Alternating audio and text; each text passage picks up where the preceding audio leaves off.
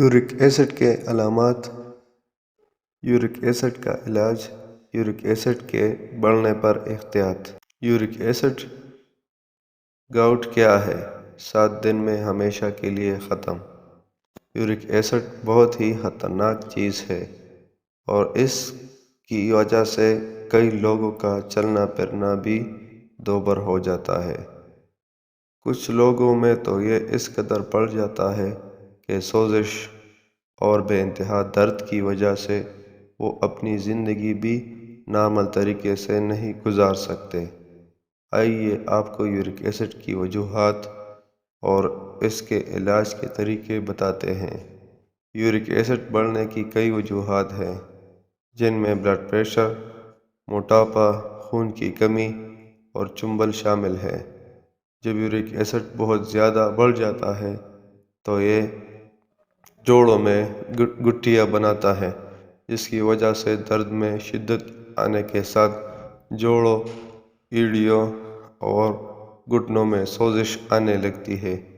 ماہرین صحت کا کہنا ہے کہ جب ہم ایسے کھانے جیسے سرخ گوشت کی مقدار بڑھا دیتے ہیں تو یورک ایسڈ بڑھنے لگتا ہے۔ ایسی صورتحال میں آپ کو چاہیے کہ اپنے کھانے میں احتیاط کریں اور زیادہ سے زیادہ پانی پئیں کہ پیشاب کے راستے یورک ایسڈ نکلنے لگے گا اور جتنا زیادہ پیشاب آئے گا اتنا ہی یہ مسئلہ جلد حل ہوگا۔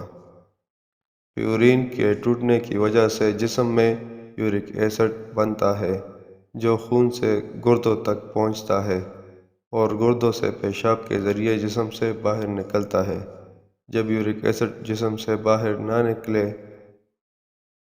تو یہ جسم کے اندر چھوٹے چھوٹے کرسٹل کی شکل میں جوڑوں میں جمع ہونے لگتا ہے۔ اس کی وجہ سے جوڑے بیکار ہو جاتے ہیں اور مریض کا چلنا پھرنا بھی مشکل ہو جاتا ہے۔